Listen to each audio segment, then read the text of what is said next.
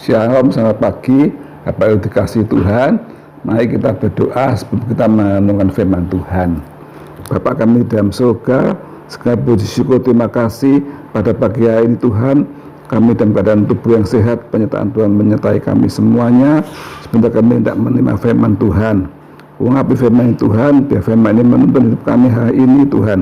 Tetap disertai oleh firman Tuhan, kemana kami pergi, Tuhan punya rencana yang baik dan indah tiap anak-anak-Mu. Dalam Tuhan Yesus kami segala doa ini, amin. Shalom Bapak Ibu sekalian, mari kita sama-sama merenungkan firman Tuhan pada pagi hari ini yang kami beri judul yaitu Tuhan mempunyai rencana yang indah untuk setiap anak-anaknya. Kita baca satu ayat di dalam Perjanjian Lama, Kejadian 50 ayat 22. Firman Tuhan berkata, Kejadian 50 ayat 20. Kejadian 50 ayat 20 mengatakan, memang kamu telah mengerjakan yang jahat terhadap aku, tetapi Allah telah mengerjakan yang untuk kebaikan dengan maksud melakukan seperti yang terjadi sekarang ini, yaitu memelihara hidup suatu bangsa yang besar. Bapak Ibu setelah dikasih Tuhan, firman ini dikatakan oleh Yusuf pada waktu dia pada akhir hidupnya, waktu sukses, dia ketemu kembali dengan saudara-saudaranya. Mari kita mengingat cerita kisah dari Yusuf, saudara. Yusuf adalah anaknya Yakub. Yusuf pada masa kecilnya dia dibenci saudara-saudaranya, saudara. 10 kakak-kakaknya semua benci dengan Yakub. Bayangkan, dia tertekan, saudara. Tidak satu pun yang suka dengan Yakub. 10-nya benci karena iri hati. Mimpi Yusuf mengatakan bahwa 10 ikatan gandum itu tunduk dan ikatan gandum dia berdiri. Semua saudara-saudaranya iri hati dan benci dengan Yusuf. Tapi saudara, Tuhan punya rencana yang indah untuk Yusuf ini. Yusuf adalah anaknya Yakub, dia dikasih Yakub, dan Yusuf penurut pada Yakub, saudara. Satu saat Yakub menyuruh Yusuf untuk ke ladang, ya, untuk melihat saudara-saudaranya sedang ke padang. Dia sendiri, saudara, dia berangkat ke sana dengan tujuan diutus bapaknya untuk melihat saudara-saudaranya, mungkin memberi makan dan sebagainya. Tetapi bagaimana penerimaan saudara-saudaranya? Mereka mengatakan, itu tukang mimpi, mari kita tangkap dia. Yusuf dibenci sudah kan iri hati. Bahkan kalau saudara punya, kalau bapak itu punya saudara 10, semua benci dengan saudara, begitu stresnya, saudara. Tapi Yusuf, dia menurut Pak Yakub. Dia datang menemui saudara-saudaranya yang notabene saudara-saudara itu benci sama Yusuf, tapi dia datang dengan kasih, saudara. Apa yang diterima Yusuf? Tidak kebaikan. Dia ditangkap bersama-sama, dimasukkan sumur tua. Setelah pertama ada saudara-saudara dari Ismail, dan kemudian dijual kepada bangsa Ismail, dijual sebagai budak belian 20 keping perak. Dan Yusuf dikatakan dihapon kepada Yakub, makanya kalau Yusuf sudah mati, jubahnya diambil, diberikan darahnya domba, darah domba dipotong, jubahnya dikasih darah, dan dikatakan kepada papanya, anakmu sudah mati dimakan bintang buas, saudara. Begitu jahatnya saudara-saudaranya. Tapi Yusuf dijual ke orang Ismail, dan di sana dari budak belian kerja di keluarga Potifar. Bagaimana Yusuf kerja di keluarga Potifar? Dia budak belian, sudah budak belian, tapi Tuhan menyertai Yusuf luar biasa, sudah. Tetap Yusuf tidak berdosa, dia tetap penuh dengan kasih, penuh dengan iman pada Tuhan. Dan apa yang terjadi?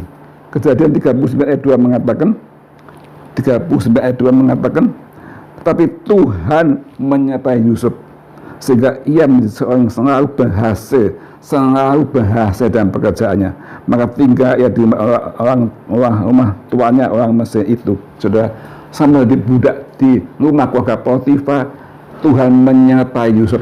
Apa yang dikerjakan selalu berhasil, saudara. Luar biasa, saudara. Meskipun dia kakak yang jahat, dijual kemana tahu nasibnya, tapi Tuhan menyertai Yusuf, saudara. Dan luar biasa, dipercaya penuh. Tapi ada cobaan lagi, saudara. Yusuf digoda dengan ibu Potifar, diajak untuk berbuat zina, tapi Yusuf takut Tuhan, dia lari dia menjauhi perbuatan zinaan yang dosa, dan Tuhan menolong dia. Tapi sudah istri Potifar memfitnah dia, dikatakan Yusuf mau memperkosa dia, diambil jubahnya, dan orang-orang percaya Yusuf dipenjara. Jadi Yusuf keadaannya sudah baik-baik, dipenjara lagi. Nah, masuk ujian ketiga, dipenjara Yusuf. Tapi Tuhan menyertai Yusuf, dipenjara dia jadi berkat, sudah dia bisa membantu orang di penjara, dan dia dijadikan pimpinan, dan kemudian dia bisa mengartikan mimpi pada pegawai istana, tukang minuman dan tukang makanan, dan dia cocok apa yang dikatakan dia. Yusuf selalu diberkati Tuhan. Pada saatnya setelah sekian tahun dia di penjara, Firaun bermimpi, dan mimpi itu tidak ada bisa mengartikan, hanya Yusuf bisa mengartikan mimpi itu, dan terjadi. Maka Yusuf dibebaskan dari penjara, diangkat jadi wakil Firaun, di pejabat tinggi, saudara sekalian. Luar biasa. Orang budak belian, tapi Tuhan bisa menjadikan yang tinggi, yang betul-betul tinggi untuk mengatur semua ekonomi di Mesir.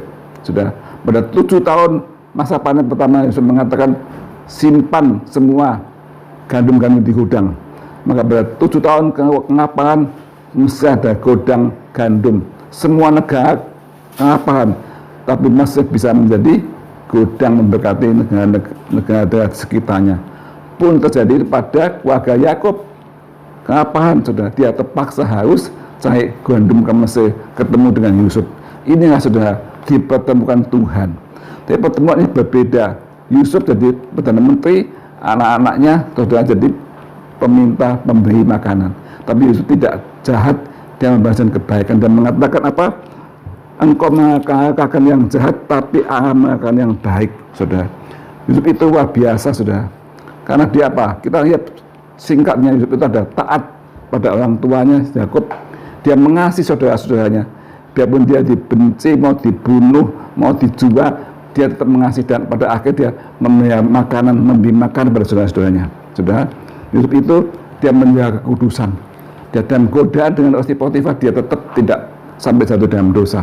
Maka rencana Tuhan indah daripada Yusuf, dan rencana Tuhan yang indah, dia akan ditinggikan dari saudara-saudaranya, saudara, karena Yusuf menurut kehendak Tuhan.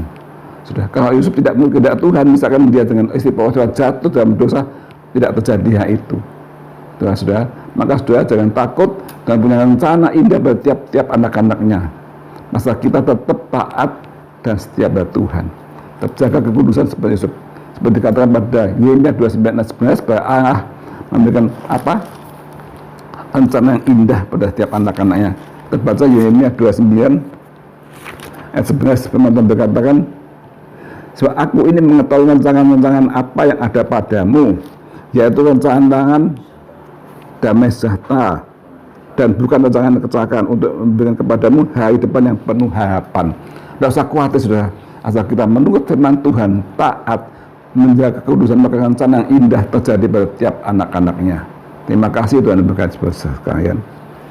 Bapa kami dalam surga, terima kasih buat firman pada hari ini Tuhan. Ajarkan kami Tuhan seperti Yusuf, Tuhan, takut Tuhan, penuh mengasihi Tuhan, dan menjaga kekudusan. Saya percaya tiap anak-anakmu Tuhan mengasihi, memberkati apa yang dikerjakan, semua berhasil dan sukses, dan nama Tuhan dipermuliakan. Terima kasih Bapak, berkati bangsa negara kami Indonesia, sertai Tuhan, berikan damai sejahtera, jauhkan dari segala pandemi, pas pandemi COVID bisa selesai Tuhan, dan Indonesia diberkati Tuhan. Berkati pemerintah kami, presiden kami, semuanya Tuhan sertai. Dan Tuhan Yesus, segala doa ini, berkati anak-anakmu pada hari ini Tuhan, yang semua berkati semua pekerjaan Tuhan, turut campur, bekerja dengan pimpinan Tuhan dan semua berhasil. Dan Tuhan Yesus, segala doa ini, haleluya, amin.